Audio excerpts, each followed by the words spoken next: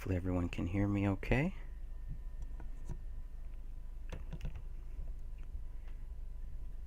One, two, three, 1, 2, 3, 1, 2, 3, 1, 2, and 3.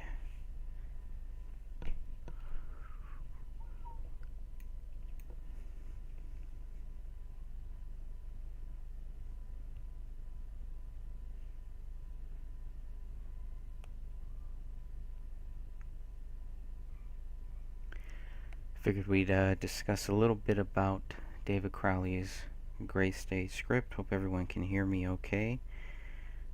We are live. Today is, what is today, the 25th or the 26th? I don't even know. 26th. Today is Sunday, April 26, 2020.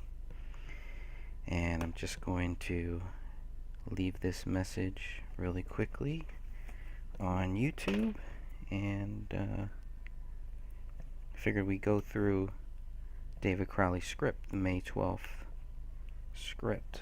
Might be fun, right? Let me just make sure everybody can hear me okay.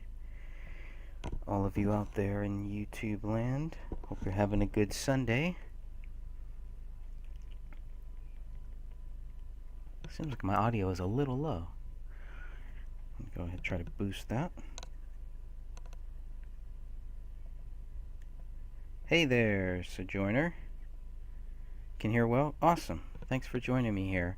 I'm just going to break in to this live or replay stream, which I normally do a replay stream, and I'll probably take this part that we're going to cover right now and come back and edit down this one part here, but I'm just going to leave a message in the Justice for David Crowley and Family Facebook group. If anybody would like to join in the chat, I want them to be able to. So, just give me 1 second here. Breaking in to go live here to discuss David Crowley's Gray State script. Come on in. Oh, it'd probably help if I left the link. Sorry. It's been that type of day. It's about 12:30 p.m. here, and I'm just going through. Let me see if this will share. Hopefully that'll work. Just want to read through some of this from David Crowley's script here. I think it's a really good script, so we'll see how far, time permitting, see how far I can get through this script. I don't know if any of you have read it. I'm not sure if any of you are a part of the Justice for David Crowley and Family Facebook group. I hope you are. If you're not, please consider joining. We got 3,300 members. That's very, very awesome. Really impressive stuff. I think we had about 80 people just in the last couple days, worldwide too. And I know a lot of it is related to this coronavirus thing. So it's very interesting, the lasting impression, the long-lasting impression that David Crowley has had 5 years after his death. And I don't know about you, but I do not believe David Crowley is guilty based on all the documentation that we have. And one place, there are several places you can get all the documentation. One of the places that you can go to is my website, thegraystage.wordpress.com. First thing you'll see is a link to my book where you can read the book. You click on that. If you click on this image here, once you go there, then you can download the book free. If you would like a physical copy, you can go right here to purchase a physical copy. And the get signed thing is not working right now, but if you would like to get a signed book for whatever reason, you can message me that and I will make that happen. I think with all of this coronavirus garbage, I don't know when I would be able to send those out, but I have had a few people who wanted the signed copy. So yes, we are live.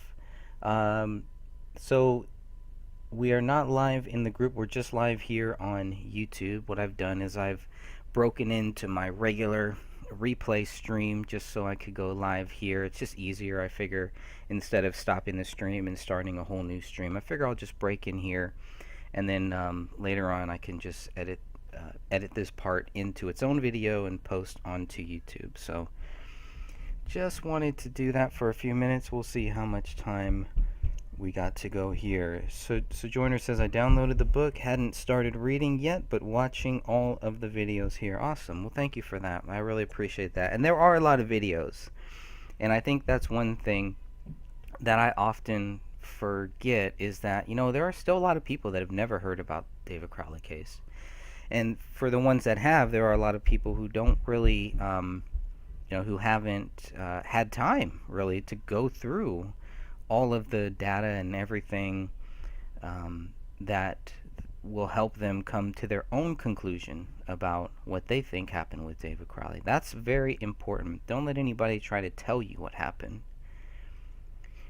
You will be able to see what happened and what didn't happen, more likely.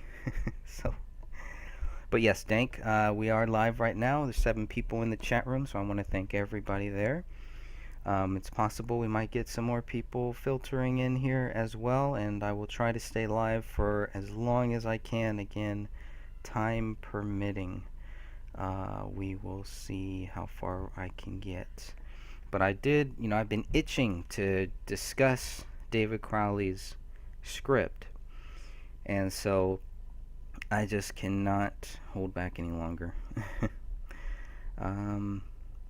So I apologize if you haven't read the script, if you don't want to be spoiled and everything. You probably don't want to listen to this or watch this. But I'm just leaving another message on my Facebook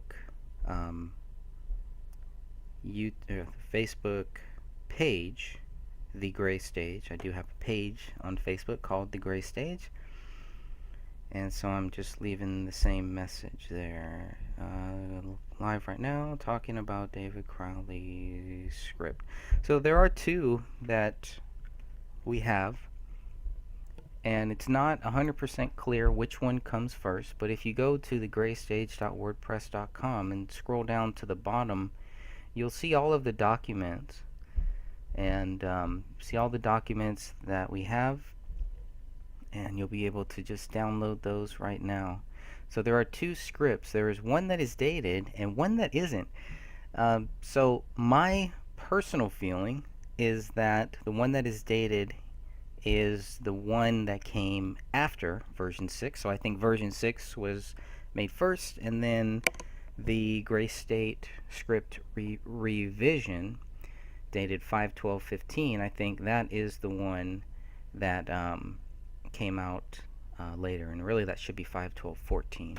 So I don't know. That was probably me just getting the date wrong, maybe. I'm not sure. I'll have to check that.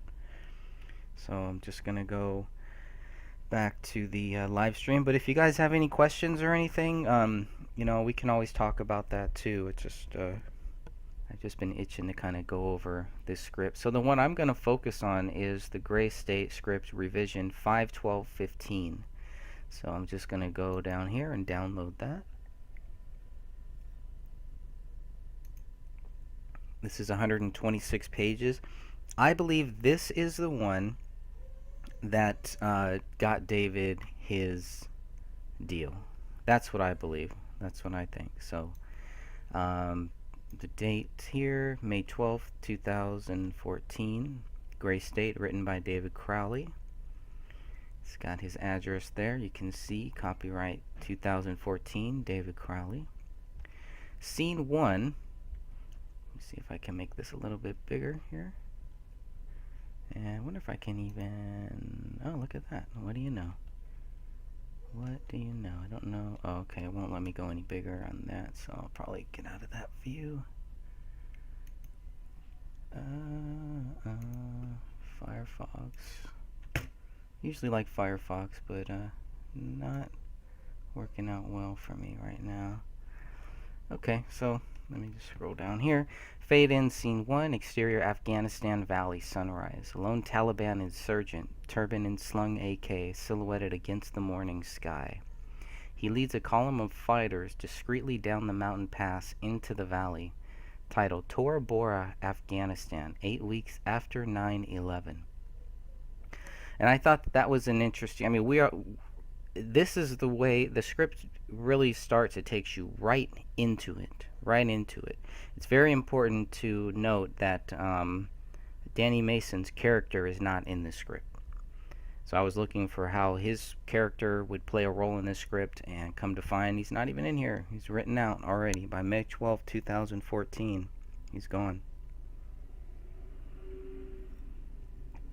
So we start in Afghanistan. We're in Tora Bora, 8 weeks after 9/11. 1,000 yards away in a dug-in observation post, Special Forces Staff Sergeant Daniel Walker. This is our main character here. Daniel Walker watches them through a spotting scope. So they're going after Osama bin Laden. And for those of you that know about how quickly, after 9/11, how quickly the focus turned from going after Osama bin Laden, and then all of a sudden it goes into Saddam Hussein. So I think for a lot of us, that was, it was like, well, what's the tie between Osama bin Laden and Saddam Hussein? Why are we going after this guy? If Osama bin Laden pulled off 9/11, why isn't the focus on him? And so that was the first thing that stuck out to me with this script here. Remember, David served in Afghanistan. He served in Iraq too. I think he served in Iraq first. I could be wrong on that. But between 2005 and 2009 is when he served, if my memory serves me correctly. So we're taken right into it, right into Afghanistan. And the team leader, Eddie Knight, rolls over. Is it him? Watching intently through the scope, Daniel spots the flash of a face. Confirmed. So they have spotted Osama bin Laden in scene 1. Lots of good stuff here that we're seeing already. They have confirmed. They have him. They have Osama bin Laden. And as we know how all this turns out, well, we lost him. Sorry. Confirmed. Air Force JTAC operator Stack looks up from his maps. Now, Stack is going to play a very important role in this script here, too. So, let me not get too far ahead of myself. AC-130 on station, just give the word. Knight passes Daniel the radio while he settles behind an infrared target illuminator. Daniel. Missionary 6, Karma 3, we have PID on Geronimo. Geronimo is a code word for Osama bin Laden. Plus 15-foot mobiles. They'll be in Pakistan by breakfast. And we know that Osama bin Laden does, according to the official theory, he does end up escaping into Pakistan. They'll be in Pakistan by breakfast, requesting clearance for bird call over. So a lot of this, a lot of that for me is like, I have no idea what these guys are talking about. It's all military terms. I'm assuming this is all accurate military terms. People who have served, who still serve, or who have researched a lot of that stuff probably know how accurate this stuff that he's talking about is. But, picture yourself watching this on a movie and you're just like, okay, I know who Osama bin Laden. I don't know any of these other characters. I don't know Daniel. I don't know Stack. I don't know, them. But I know Osama bin Laden. So you know what is happening here. The first scene, they're going after Osama bin Laden, who is in Afghanistan, and by breakfast will be in Pakistan. They know this. All right, exterior mountain camp continuous. Delta Commander Mike Bowen strides intently through the mountain base camp. American sniper forces and Afghani army walking together. Very important too. Takes the radio. Bowen, into the mic. Karma 3, go team internal. Behind him, short, pushy female CIA bitch stands between Bowen's team sergeant and allied Afghan militia. Now, the CIA bitch, this is an interesting one because it's a weird name. When you're trying to, it tells you everything that you need to know about this person, really. But at the same time, after this, she's never seen again. So that to me was like, well, this was a character that I was expecting. You know, you kind of expect in the first scene, in the last scene, everything kind of comes together. And this is one of the gaps, I think, in David's script. And there are several. But I thought that this was one of the gaps that was kind of missing. There was no payoff for this CIA bitch. Kind of weird. But let's see. Iraq was Desert Storm. That's right. Dank also says DS 2.0 had to test and the new 5G. Sojourner says I'm a vet. It means positive ID. Interesting. Okay. POID. Got it. Or PID. Thank you for that. All right. Masterson bullshit. They surrendered. Get them out of our way. So they saying Osama bin Laden have surrendered? It's a little confused there. Still a little confused on that, but the purpose of these first few scenes are just like boom, boom, boom. It's supposed to take you right into it. Things that we already know.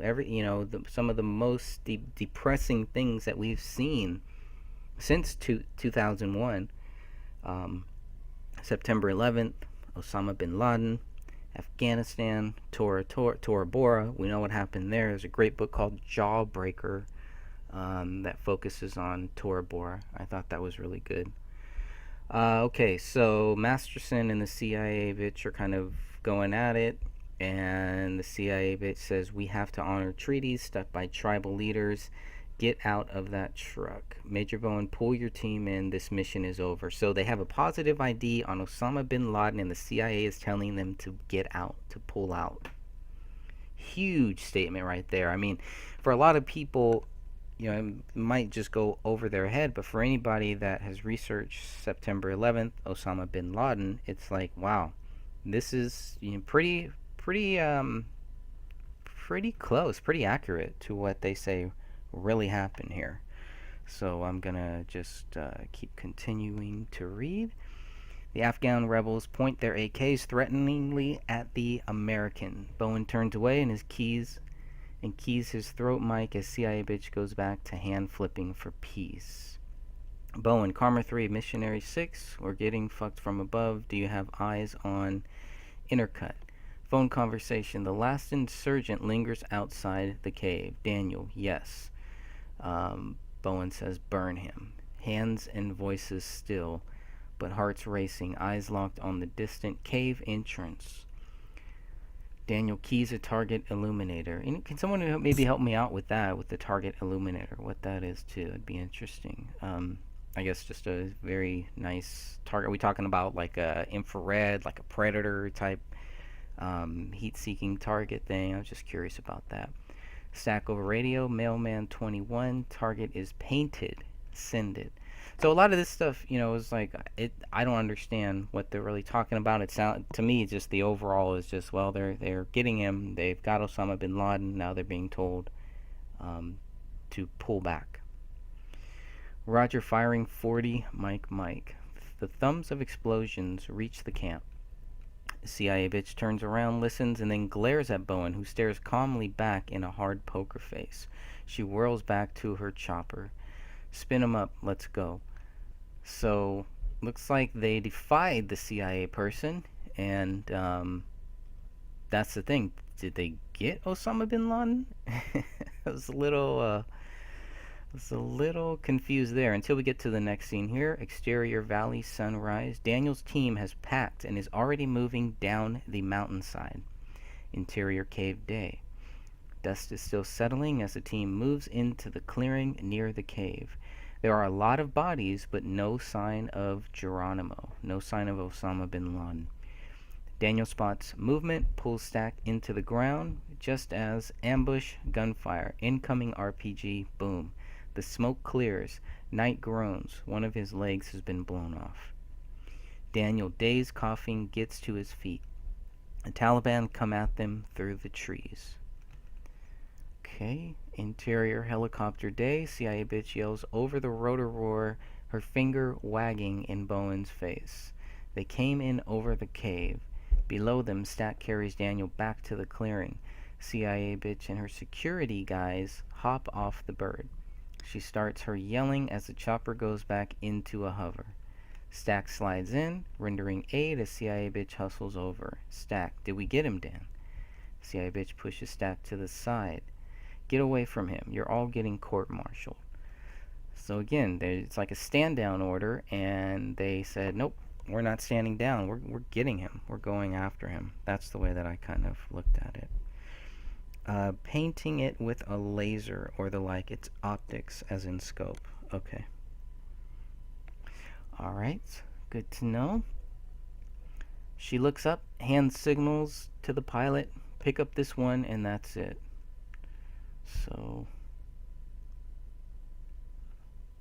there we go. Title credits. Okay, so then we get the title credits, and here's the montage. So it's kind of, you know, I don't know, people who saw the 2012 trailer, I think this is where I was looking for anything similar between the 2012 trailer and this script here. This is one of the few things, I think, in that 2012 trailer that is even remotely similar to what we see. So, title credits, news clip montage. News 2001. After a chase through the Tora Bora Mountains by U.S. Special Forces, it appears that Osama bin Laden, the 911 mastermind, has escaped into Pakistan. News. Without an obvious goal, U.S. military presence in the Middle East has escalated into Iraq war, dead children, depleted uranium defects. Powerful stuff here. Newspaper clippings record Henry Kissinger quote, depopulation should be the highest priority of U.S. foreign policy towards the third world. Depopulation, I think, is a big reference to what we're seeing right now with this whole coronavirus thing and all that. And I do think that's part of it, part of what we're going through. Sweaty preacher to his congregation. War, famine, collapse. Pray, Christians. Judgment is at hand, and there is nothing you can do to stop it. This is a big question, too, that I had because I was trying to find references of David Crowley being a Christian, and it wasn't that easy, but it is there. He is quoted saying that he is a Christian. He's a little hesitant at in some of his quotes about Christianity, and so that bothered me because you as a Christian you should be proud of that, and I felt like he was kind of holding back, and maybe people were even telling him he should hold back. It's going to hurt his film, it's going to hurt his project if it's too Christian. And I think that, if true, I think that was wrong on his part. He should have went more towards it, because a lot of that stuff I think he would have had some really good views on. But just saying. Dank is saying that Kim Jong-un is dead. Wow, really? I'm really curious to see what that means, because I remember they were saying Kim Jong-un had a brain tumor or something like that, or he was in a vegetative state. I thought it was weird when Donald Trump was asked last week. Donald Trump was asked about Kim Jong-un, and he said he didn't want to talk about it. He probably knew then. Alright, getting back to this script here, let's see. So the preacher, world leader, and it is interesting that it's a Christian preacher. It could have been anybody. It could have just been something, but he's specifically talking to the Christians. Judgment is at hand, and there is nothing you can do to stop it.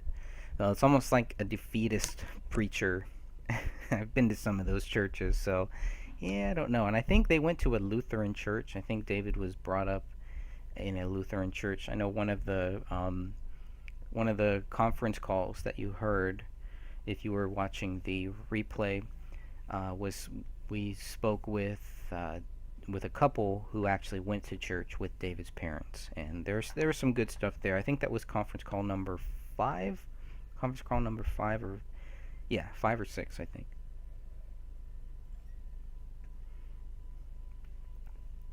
Yeah, botched heart surgery. Okay. Sojourner says, this means nothing is in the way for bringing in the NWO, all that David tried to share with us. And he's still sharing it with us. And I think that's a very valid, very valuable point, is that it is it is worth it. You know, he took a chance. He didn't have to make a movie about this. He was a talented filmmaker. He went to film school. If you've seen his short films and other projects that he's done, he had a lot of talent. He didn't need to do this. And there's two schools of thoughts that I keep hearing is that one is that, well, he did it because that's where the money is. He wanted to cash in on suckers. And then the other one is, that he actually sacrificed some of his opportunities, some of his doors closed because of what we are reading right now. And maybe the truth is somewhere in the middle. So, let's see. World leaders laughing with crowds of cheering sycophants, waving political campaign signs of Uri's Wasik, an old tough politician. This is a very important character here. This is the antagonist. So that name will be very important in caps.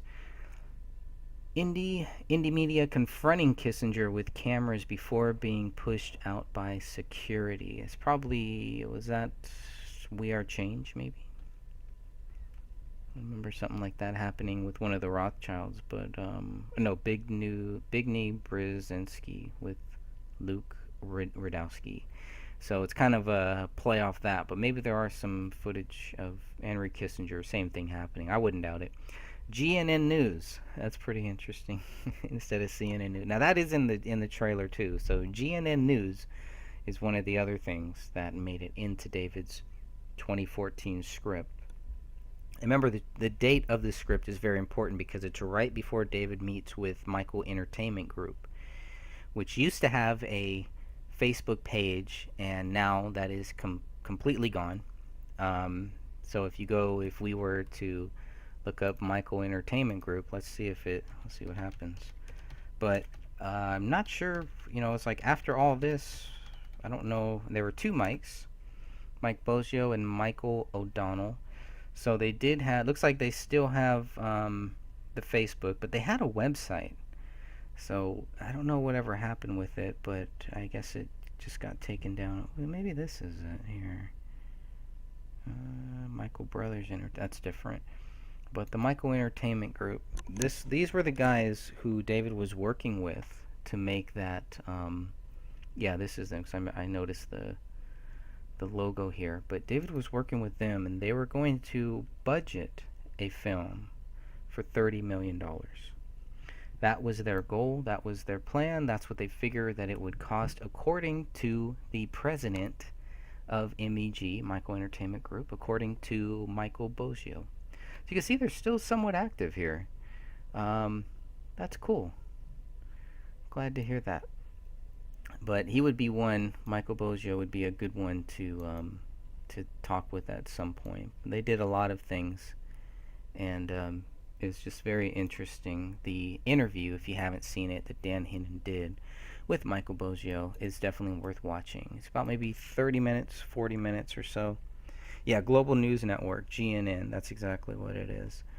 Commonly known as so Sojourn says G News Network, commonly known as GNN, is a Pakistani 24-hour news and current affairs channel based in Lahore, Pakistan. Good to know. I did not know that. That's interesting. I wonder if David purposely did it like that, kind of a play on CNN. How would you compare CNN to G News Network? Is it all fake news over there too? Let me go back here. Okay, so GNN News is reporting Osama bin Laden finally killed in 2011. So it gives us kind of a time period of where we're at here. First seen is obviously in 2001. We're 10 years later here. They've got Osama. Obama is in. The world is great, right? Jay Leno, late night comedian Jay Leno. And then before anyone could see it, they dumped the body into the ocean. Yeah, that was another weird thing too. I did not watch any of the movies about Osama bin Laden, SEAL Team 6, anything like that. I couldn't do it. I just thought it was just all gonna be garbage. So then it goes to worldwide rioting, 2011. Rioting. News clips, 2011. Helicopter full of Navy SEALs responsible for death of Osama bin Laden shot down. All KIA killed in action. Very odd. Dead men tell no tales, right? Okay. Let's see. News. The U.S. Special Forces community has begun to voice its distrust in its leaders. News. Today, the president announced expansion of powers granted the National Security Division, an agency critics are calling a privatized army. News. The United States, Russia, and China attempt peaceful negotiations with North Korea. The United States, Russia, and China attempt peace negotiations after North Korea begins a barrage of artillery against Seoul. News. A general. The only way we can cull North Korea is the nuclear option. News. Mandatory. News. Mandatory RFID clinics and gun registration laws passed. Here we go. RFID clinics. Now we see that in the 2012 trailer. That's definitely there. Gun registration laws passed. We know that they've been trying to do that, and in some cases they are. Some of the local law enforcement, at least in the California area, are fighting it, and I know in other states they are too. So it's good to hear. I think in Houston too. I forget where else, but I remember reading a couple things where guns were deemed essential, and they are, especially during this time. If you don't have one, get one. Get one.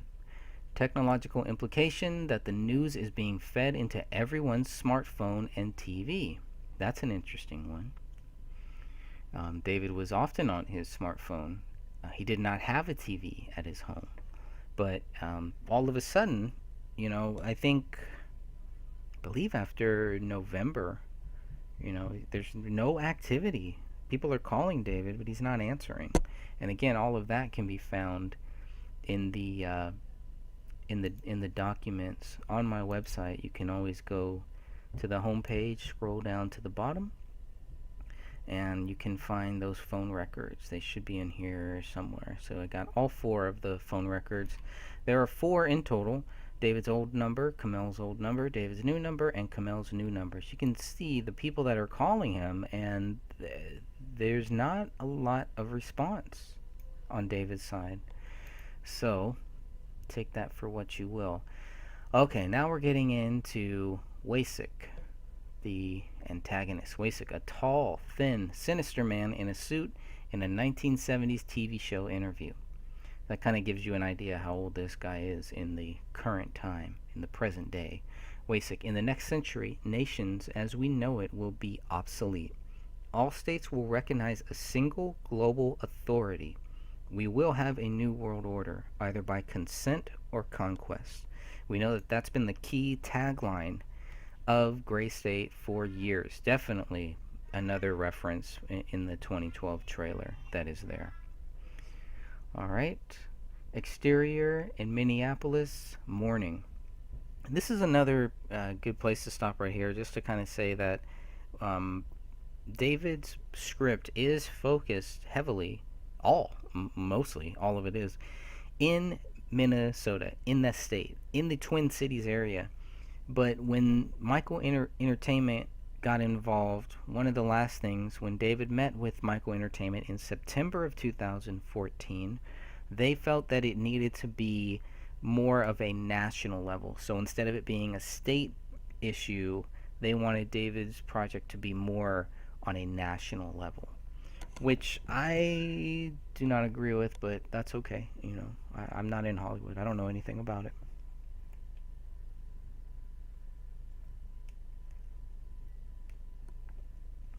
Which made me think, yeah, David did kind of go dark in those last times. He was still communicating with people. His wife was still communicating with people. She was still meeting with friends. It's not like they were sheltered in the home, which is what people would want you to think, but there's evidence that shows that that's not true. The financial records too, we can also look at those and kind of see, what their purchases are and when their purchases were. But they're moving around. The daughter's still going to school up until December 19th, 2014. The bodies are found January 17th, 2015. So, there's not that much of a time where they're just like sheltered in their home and nobody can leave, nobody can do anything. That's just simply not true when you look at the actual documentation. Alright, exterior Minneapolis morning. A black National Security Division helicopter thumps over the city neighborhood. So we're in the police state. Riots are happening. We're literally in it. And this guy named Daniel Walker, he is a cop involved in all this. Alright, interior Daniel's house, bedroom, morning. Daniel Walker wakes up and looks to the window. The thumping noise recedes. He reaches over. She's gone. His cell phone buzzes on the nightstand. He smiles when he sees who it is. It was probably whoever was with him last night. Daniel, hey, no, just getting up. Laughs, yeah. He sits up. The sheets fall from his body. So he wakes up to the sound of the helicopter humming, kind of like how he would when he was back in Afghanistan. To me, it's like I can visualize all of this, the way that it's written, and it's very easy to visualize all this stuff. We don't really know who he is in Minnesota yet, but that will come. I think a lot of the missing stuff that would be missing is the visuals to show that we are already in lockdown at this point. The police state in Minneapolis is already here. People have accepted it. People are fighting it, but we're in it right now. So let's keep reading on. He sits up. The sheets fall from his body. He is in his 30s, fit and strong. An ugly scar runs up the right side of his back, up his neck. So that's probably what happened in the Tora Bora issue. He stretches his right shoulder actively. It feels great, a lot better. He laughs again at something she says. His room is full of unopened boxes, bare walls. I don't have to be there till 9, so can I see you later? She accepts. Victory. Series of shots again. Lots of montage. Everything is moving very, very fast.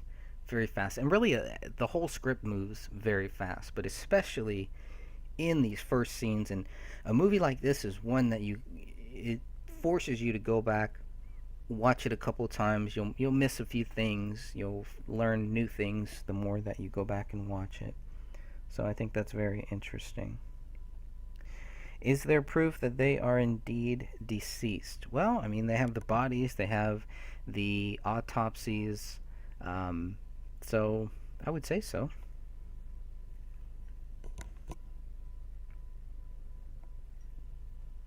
Series of shots. Thump, thump, thump, thump. Daniel sprints the last mile on the treadmill. Daniel showers. A smart meter reading his water usage blinks a green light and the water shuts off. Bathroom later. Sparse, clean. Daniel buttons a Minneapolis Police Department dress uniform. So he's a cop in Minneapolis. The collar covering the scar on his neck. Yeah, it's a very good, quick, easy way to get you caught up, to let you know who this guy is, and what happened to him and where he's at right now. Interior security office day. Fat security slob drinks coffee, moves camera controls, watching Dan leave the building and enter the parking lot. This is very similar to a scene in the Gray State 2012 trailer too, where there's a guy sitting there with his coffee and he's looking at a bunch of screens and watching all these people. This is a complete police state, a controlled environment. Cameras are everywhere. They're running people's lives. Like they said, they're in your smartphones. The government is in your smartphones. They're on your TV. They're inside of all that. It is a complete lockdown in many ways. Exterior city parking lot day. Gunshots and distant sirens. Just another war zone. Daniel walks to his car. A big black WASIC symbol has been spray painted over his 911 Truth bumper sticker. I thought that was a very important thing too, because one of the things that I wanted to know was David Crowley's view on September 11th.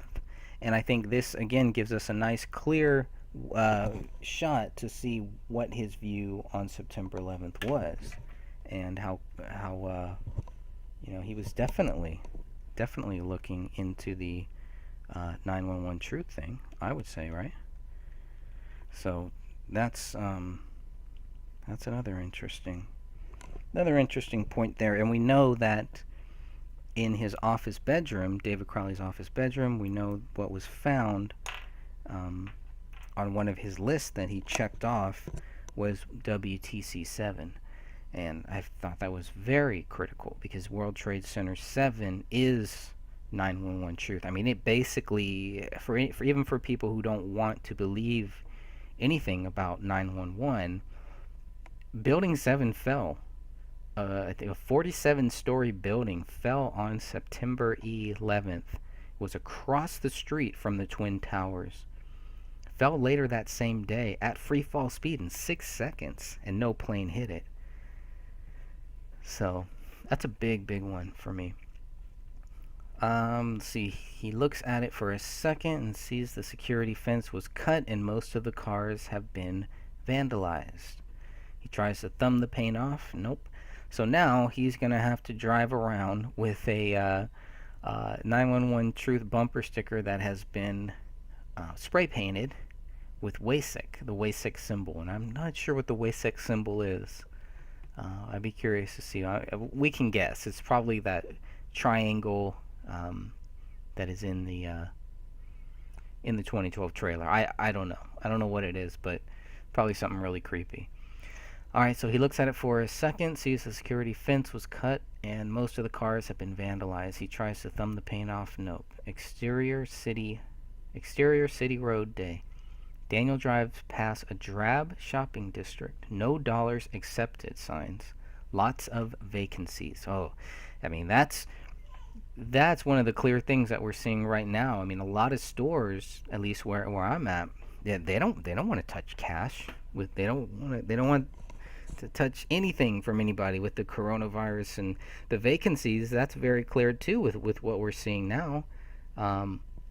Stores closing, 22 million people just in the USA out of jobs. That doesn't include the people that have had their hours cut, their wages cut. It's crazy. So that's pretty accurate to what is going on now. Coincidence? I'll let you decide that one. One car over, a little girl looks at him through a clean Prius backseat window. Very interesting right there. Clean. This girl is definitely growing up in the system, in this new world. Sees the symbol on his car. She smiles. So she sees the WASIC symbol. She smiles, points at the WASIC campaign sticker on her own car. Very interesting. It's a nice little spot there. I can imagine who that little girl would have been in the movie. Interior Police Headquarters Conference Room Day. Senior police officers sitting at a table. All are staring at Daniel. The chief shuffles reports. Captain, Officer Daniel Walker, from your testimony, Sergeant Dunlop taunted the subject until he failed to respond to verbal commands. He provoked the behavior he needed to justify a shooting.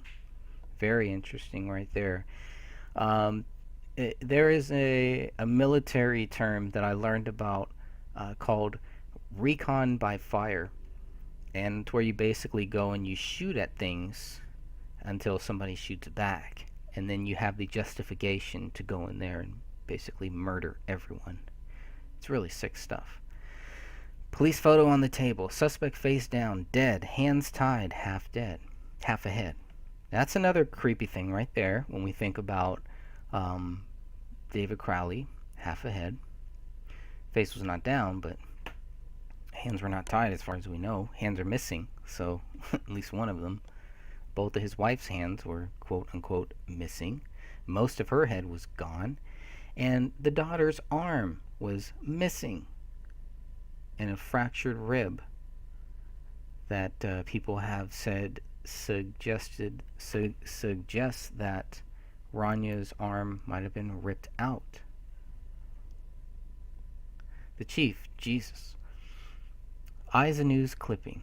Police execute traffic offender in Minneapolis. So police state police are just, flexing their corrupt, and this scene kind of shows that this Daniel guy isn't. He sighs, studies Daniel. Walker, don't you think a police officer has a right to self-defense? Dunlop, mouthful of gauze. He had a knife. So the guy's tied up, and he ends up shot and dead. Half of his head is gone, but he had a knife. So, well, how'd he get a knife if his hands were tied? Some interesting stuff there. There was a knife found at the David Crowley crime scene as well. A knife was open, and somebody had it. And it also looks like self-defense. The chief, shut up. The chief stares. Daniel, yes, sir. I just think that professional police officers are equipped to deal with escalating threats with deference to the overall preservation of human life. Kind of a very balanced statement. Very balanced cop is what this character is. So I thought that was very interesting as well. Dank in the chat room is saying WTC 7 is the key. If you can understand what happened here, then all the rest of this is a no-brainer. Very interesting. Especially when you consider what was in World Trade Center 7, right? And I think looking at Barry Jennings, what Barry Jennings and Michael Hess, what they said about World Trade Center 7 gives us even more clues. But when Barry Jennings is talking about walking over bodies, I thought that was very interesting as well. Okay, getting back to this. The captain, in response to Daniel's balanced approach to what a police officer should be, Captain, did you decide this before or after you bounced your partner's face off the guardrail? So, in response to what this Dunlop officer did to a traffic offender, Daniel takes it upon himself to punch the other officer. So he's going to get in trouble. Interior Police HQ lobby. Day. Daniel walks out, loosening his collar. An old man is telling the younger cops a joke. He gets a big laugh. This is retired police chief Eric Walker, Daniel's father. Another very important character in this, Daniel's father. Very important here. Eric turns to him, reads his expression. That bad, huh? Come on, hero. Buy you breakfast. Interior, exterior fast food restaurant. Day. A diner, not crowded. Daniel and Eric sit by the window. Eric, Danny, I can help you get the job, but I can't help you keep it. Daniel, I can't help it. Eric, well, your testimony will get him some PTO and eventually move to some federal bureaucracy with fewer duties and higher salary. In the 40 years a gun rode my hip, I never thought to use it. Very important statement right there. There's going to be a payoff to that. And somebody who likes to read scripts, I'm looking for the payoff. Everything that I'm seeing here, everything that I'm reading, everything that is happening here, there needs to be a payoff to it. There needs to be a reason for every line of dialogue, for every scene, for everything that everybody does. And in this script, and maybe in a lot of scripts, that's not always the case. But that quote right there from Daniel's father is a big one that will come back in a very good way, in a very powerful, positive way. Daniel, you never had to. I'll get the tip. Daniel crumples his wrapper and gets up, drops a wrinkled bill. Eric, Dan, you should stay a while. Mallory's coming. She wanted to see you. Dan puts on a tan beanie from his army days. Daniel, I got shifts. See you, Pops. Opens the door to flurries. A snowstorm is coming in. Daniel moves through the whiteness to his car. An errantly braking car slides to a stop in front of him. Driving is his 16-year-old sister, Mallory. She rolls down her window and pulls up beaming. Daniel, they gave you a license? Mallory, well, aim small, miss small. Daniel, that's not how you should. Mallory, so you'll take me to range? Indoor, 300 meter? Law enforcement only? That's range. That range. Daniel, shouldn't you be in school? I wanted to see you. Mallory. Daniel, come here. They bump foreheads. He suddenly smears his old army beanie on her face and walks away, leaving her holding it. Mallory. Danny, gross. Daniel, shouldn't be out here without a hat, Mal. You might get sick. Storm's coming. We have now been introduced to Daniel, to his father, to his sister. We know what he's doing. He's a cop, and storm is coming in more than one ways. Series of shots. The snowstorm is getting thicker with no sign of stopping. Daniel dealing with people on his shift. The issues are economic, dollar collapse, gas and food shortages, and of course, abuse. Very powerful here too, because this is where you could kind of take out the collapse, the dollar collapse, which we haven't seen right now. But if you take that out of this script, put in this coronavirus, and it's almost word for word what is happening, what is going to happen, and what we're going to see here. Interior Police Headquarters, locker room, night. Daniel takes off his uniform, putting the coat in his locker. Officer pokes his head into the room, spots him. Officer, Walker. Back on the clock, shift brief in 5. Dunlop brushes past him, unbuttoning his uniform, chuckling. Daniel pauses, then pulls his uniform back on. Interior, Mall of America, later. Mallory is out with group of friends at the mall, buying ice cream with RFID digital currency. Everybody's on their phones, texting and chatting happily. She and a boy from her class, Preston, totally pretend they didn't just get busted checking each other out. Interior, and that's a big one right there. That you got to have this RFID digital currency to buy anything, and it's just everybody's used to it. So at this point, we don't know how long it's been like this, but we know that this is the new currency. The New World Order is here in the script. We're already in it. We're locked in it. And you think, at least I'm thinking when I first read this, I'm thinking, well, it can't get any worse than this, but it does. Interior, police cruiser, night. Daniel drives a squad car. His new night shift partner, Rand, that's an interesting one too. It always reminded me of Rand Paul, or the Rand Corporation, whatever. A lot of different things you could go with that. Maybe we're reading too much into it, but his new night shift partner, Rand, jaw flaps from the commander's seat. Rand, where are you coming from? 4th? 4th is bad too, but they wouldn't start a rookie out on 5th. They're talking about precincts, areas, whatever. Daniel wipes his eyes, exhausted. Daniel, is that where all the bad shit happens? Rand, yeah, you get cooking, drug running, prostitution sometimes. 5th District is a mess. I got a theory. Pay attention. Last year, these Insider City planners got together and had blight declared on posh North Minneapolis neighborhoods with declining property values. Blight. And then, like magic, they use massive city funds to buy it up cheap and turn it all into fucking chain stores and paint-by-number apartments. And then, like the Holy Exodus from Egypt, another important reference, Egypt, evicted welfare leeches by the 1,000 funnel into low-income housing projects built in white suburbs. It's like they're trying to start a race war. I mean, you must have seen it by now. It's all happening in 4th, too. Helicopter buzzes overhead. That's important there because we see that here too. It's what they do. They basically bring all of this crime into a city, into a certain area, to where it's just slum, it's a ghetto, and then they buy it up, kick everybody out, and they rebuild it. It's a pretty nasty real estate trick. Helicopter buzzes overhead. Bang. Glass shards rain down from the building's windows. Rand. Oh my god. Daniel flips the lights and accelerates. Exterior. Ground zero. Here we go. This is the false flag coming up. Ground zero, night. They pull up where a group of victims flee the building covered in dust, similar to September 11th. Call it in, says Rand. Rand goes to help. Rand. You've been in an accident. If you can walk, I need you to clear the area. Keep moving. So he's telling these victims that. Officer, there are men in there with bombs. Another September 11th reference. A bomb in the building. Bombs going off here.